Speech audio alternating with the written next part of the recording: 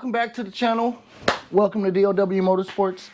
What are we doing today? We are building a Renesis engine. So yesterday I decided to paint the motor. I did not record. I was in a different headspace yesterday. I had a lot going on, and so I didn't get a chance to set up the camera and record or anything like that. But I did get a lot done. I got a lot of stuff cleaned up, a lot of stuff painted. And so today we are going to start assembling the rotors. Let me show you the table. So here we are. We got rear, we got the front, we got all the bits and goodies. We got some Vaseline because these side seals are not, they're cut to fit. They're not where you have to cut them and it's a tight tolerance. They're actually cut to fit and they're actually loose. They fit loose, and so you have to have some type of grease or Vaseline. I'm choosing to use Vaseline just to kind of keep everything in place. And so we got everything up here. We got the oil control rings and the springs, and over here in the box we got the apex seals and the springs and all that stuff, the corner seals. So we're going to start building the rotors so that we can start building the motor. This is kind of the hard part. So building the rotors is kind of the hard part because it's a lot of pieces that you have to get together, as well as tolerances and things like that, knowing, you know, the specs of all of that stuff. So today we're going to do that. We're going to build this up, get everything going, so that way we can start stacking the motor, getting everything together, and getting it in the car, getting it running so that my client can drive his car again. So that's what we're doing today. We're going to get started. I got all my pieces and everything laid out. I'm going to start. I normally like to start with the oil control rings. I like to start there because these kind of get confusing. You have to know which side of the rotor is front and rear, and then you have to know which oil control ring or spring, because there's two types. There's your white, as you can see right there, and then there's your blue. And so, and you have both of these in the large and small diameter. And so you have to know which side the white springs go on and which side the blue springs go on. A good rule that I like to use is blue to the back, white to the front. So the front side of the motor, so the front rotor, the front side is always going to be the gear side, and the back side of the rear is always going to be the gear side. So gear side on the front rotor is your front, gear side on the back rotor is your rear. So it gets a little confusing, but sometimes you have to just sit and stop and think and go, okay, front gear side, rear gear side. So the non-gear side on the rear rotor is going to be your front side, and then the non-gear side on your front rotor is going to be your back side. I know this sounds so confusing, but it's not. It's really not. Once you really think about it, it's really simple. And so I like to set the rotors up that way. The front rotor, I always start with the gear side, and the rear rotor, I start with the non-gear side. So I like to get the fronts done, and then I like to flip them to do the back side. So yeah, so we're going to do that. Probably put you guys on the time lapse, so that way you guys kind of see what I'm doing and how I'm building everything. So let's get to it.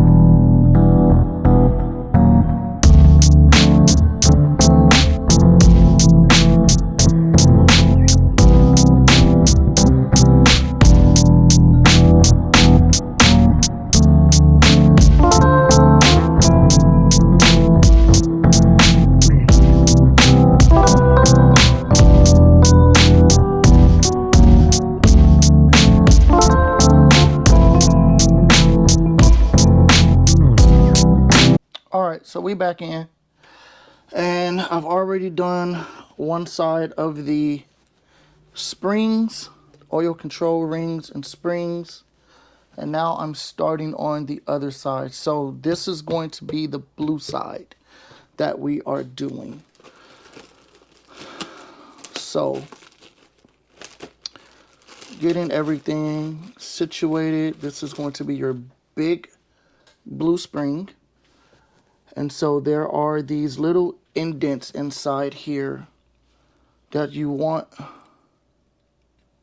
the spring to sit on. This one had a little dirt in here.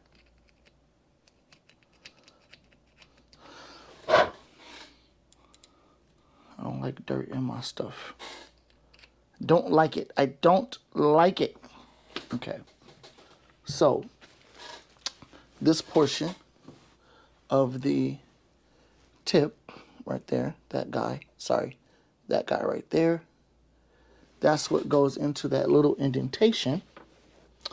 And so we are going to make sure, sorry if my head is in the camera.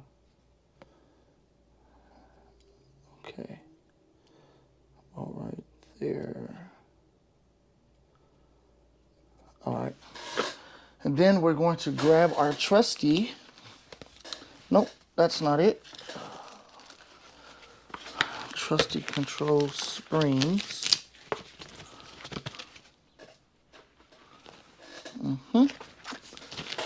And we're going to get started. Springs, brand new springs. Alrighty. So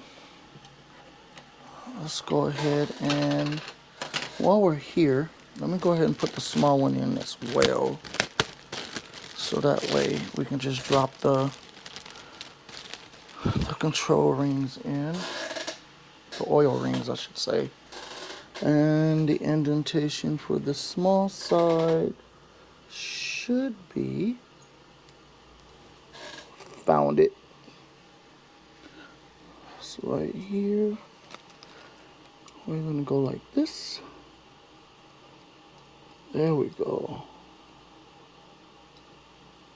Got it. Just like that. Okay, so now I have to do my O-rings. These are the big guys.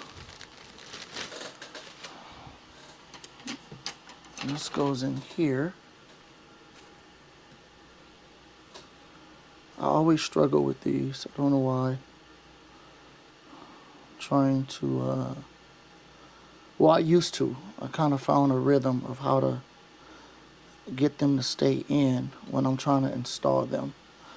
And then I like to put, I don't know if anyone else does this that build rotary engines, but I like to put a little oil on it so that way the ring doesn't go in dry. I'm sure other builders do this too.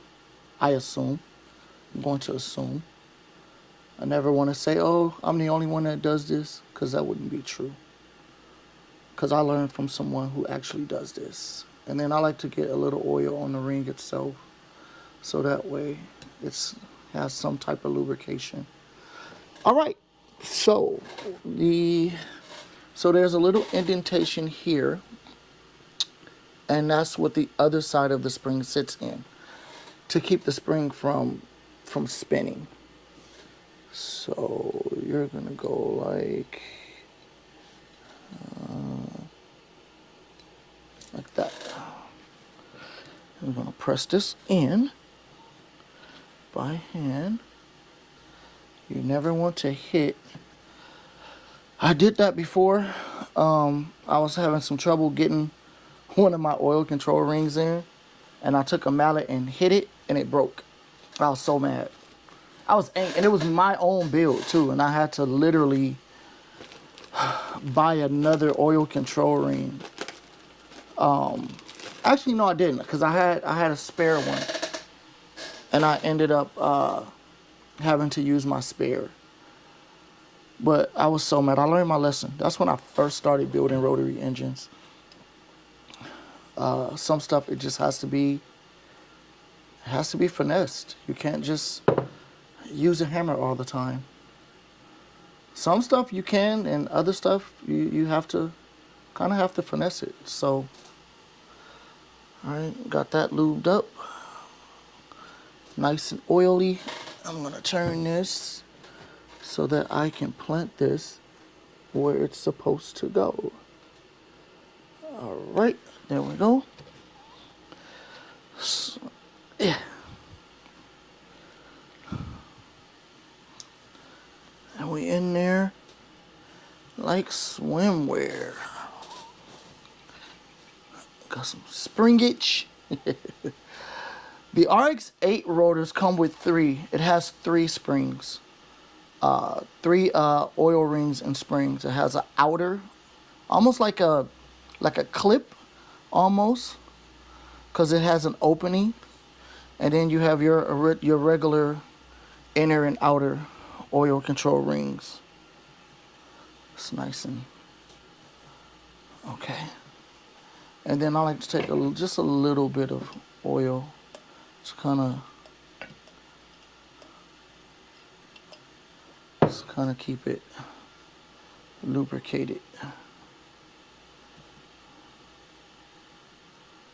There we go. All right. So now I'm going to flip this back to the other side, which is going to be the front side. And then we're going to get started on setting the side seals and the corner seals. We're going to get that all dialed in. And that's where the trusty grease comes in at. Because on the Rx8s, if you buy there's 2 types of seals, side seals, that you can get for the Rx8, and they're both stock. There's the ones that have to be cut, and so if you do that, you can run a tighter tolerance with it. And then there's the ones that come pre-cut, but you have to know the letter of the rotors that you have. And so because they're made to match the letters of the rotors, and those have a slightly looser tolerance, like the side seals are a little loose, and so you have to use Vaseline or some type of assembly lube to kind of keep them in place so that they don't fall out. So yeah. So in the meantime, I'm gonna get some stuff together, get some more stuff prepped, and we'll be back after these commercial messages. I'm joking. We'll be right back.